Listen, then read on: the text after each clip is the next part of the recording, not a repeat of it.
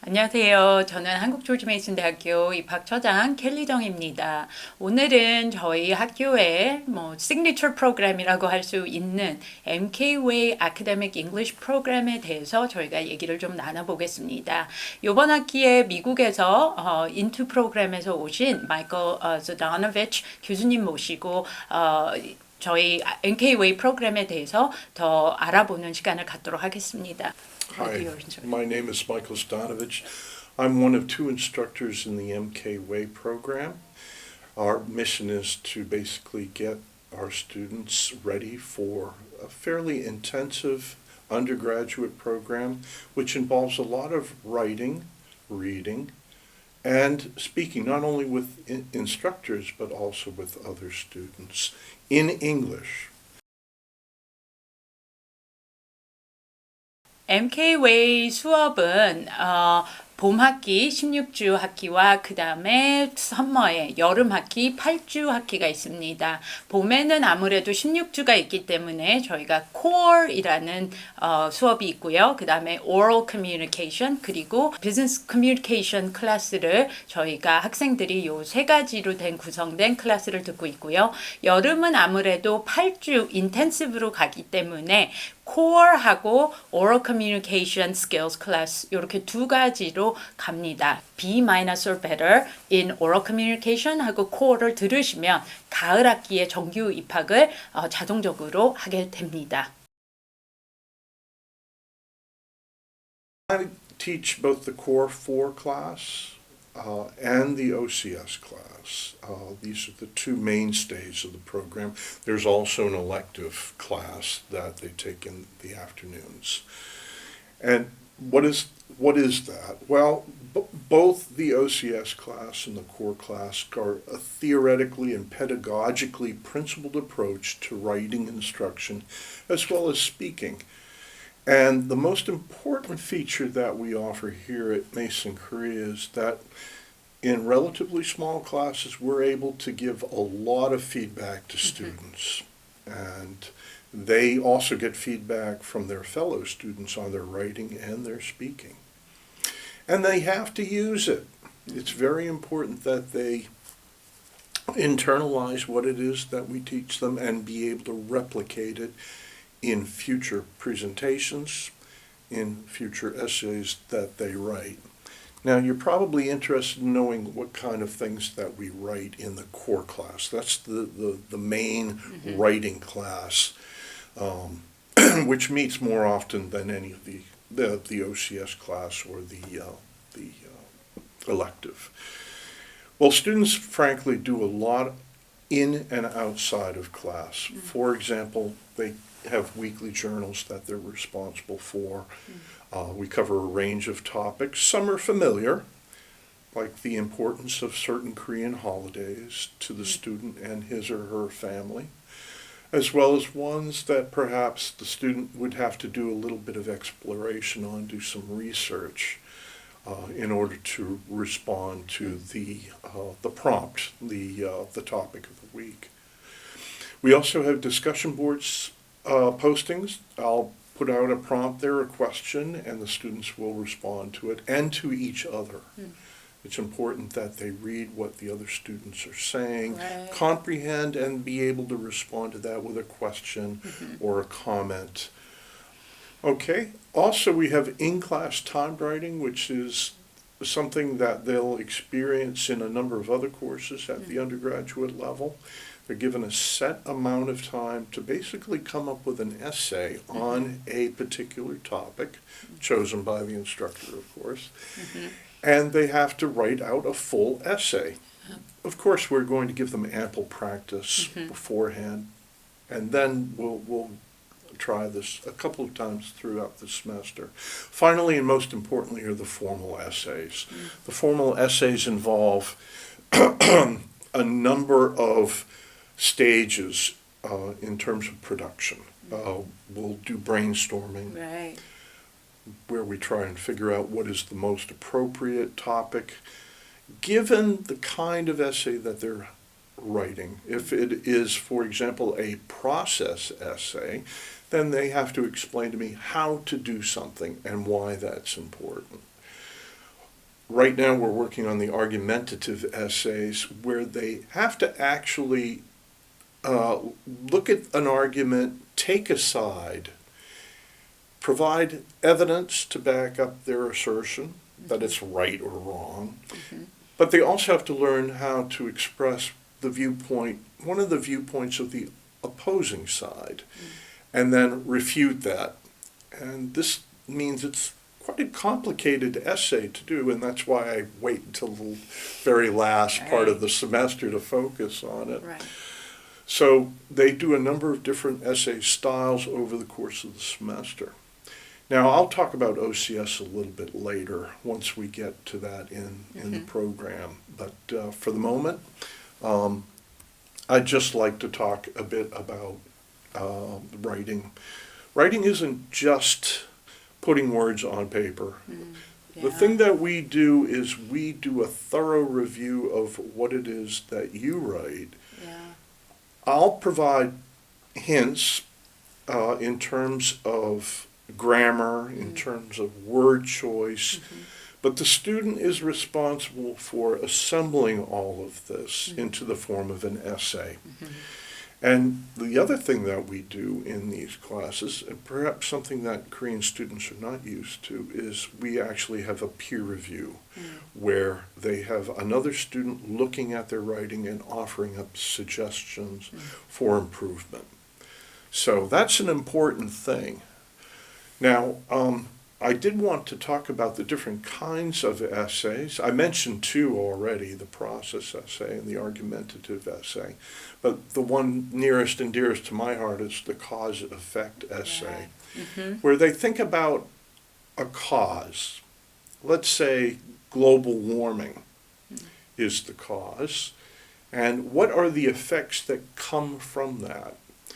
A rise in sea levels. We see the migration of different animal species to other parts of the planet. We see an inundation of the coastline by rising water levels. So we're looking at different types of essays, and the students have to argue it effectively in the essay. In writing, not simply saying it, but being able to put it into English that is comprehensible not only to their fellow students, but to me as the instructor. This way we develop critical thinking in the student, is taking some topic and analyzing it and taking a position on it and assembling the facts to support what it is that you are saying. Language and grammar also figure into the writing as well. Grammar, I know Korean students are very good at grammar. I've seen that in my classes. They really don't have a problem there. But it's one thing to go through the grammar exercises, it's quite another to put it into your writing. And that's why I always make sure that, hey, we focused on this particular grammar point, real conditionals, unreal conditionals. Now put two examples of that into the essay or into your weekly journal and underline it, so I know that you fully understand how it's used.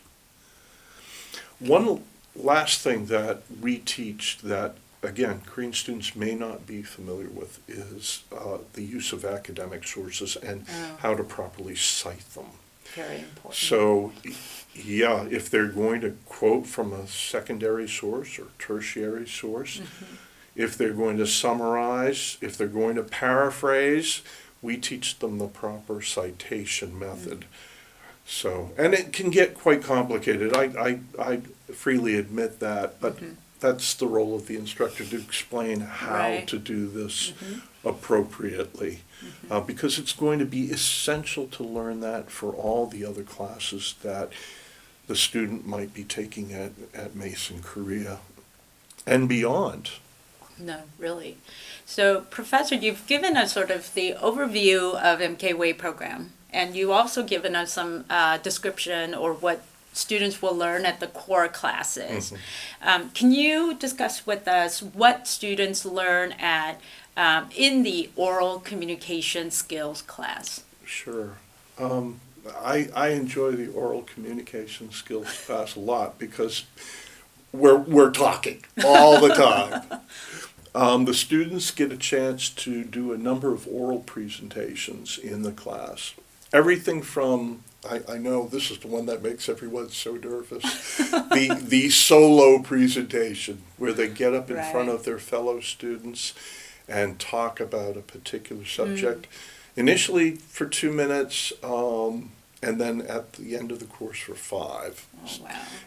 But not only that, they have to take questions and answer them. Oh. So they really have to know their subject. They also produce listening logs, so they're listening to other people. My source is always TED Talks. They're about 15 minutes long. In English, I choose ones that are appropriate to their listening level. Oh, okay. And I ask them to summarize. And then I want a review, a reflection, if you will, how that particular talk impacted them individually. So we have that every other week. And alternately, we have speaking journals where they actually videotape themselves using Kaltura. It's a special program that we use in Blackboard. They record themselves and they give a speech. I'm usually the only one who sees it, but that's not always the case. Sometimes I have their fellow students look at it and comment as well. But again, speaking to a prompt that I have asked them to reflect upon and talk about for 2 minutes. So we'll do that in the springtime. We'll do these alternate weeks, and there will be 8 or so of each over the semester. Okay. And finally, pronunciation practices. This is a chance for them to properly pronounce English words. Oh, okay. So, and I work with them initially, and then I say, okay, here's the app on the phone. You can practice on your own. And I ask them to do that 3 times a week for at least 10 minutes. Okay. So they get the proper pronunciation for sometimes difficult English words. But in other cases, you're going to see certain words are pronounced differently depending on whether they're a verb or a noun. Right. So we do a lot of pronunciation practice as well. So in summary, I keep you very, very busy from day one. Right. And by the end of it, I hope you're capable of going right into our PPP program, the Patriot Plus program. You'll have the skills there already to succeed. 많은 부모님들이 미국 대학에 학생들을 보낼 적에 굉장히 많이 우려하는 점이 이 영어입니다. 그리고 한국 학생들이 생각하기에 미국 대학교에 가면 영어를 잘하겠지. 다 그렇지는 않습니다.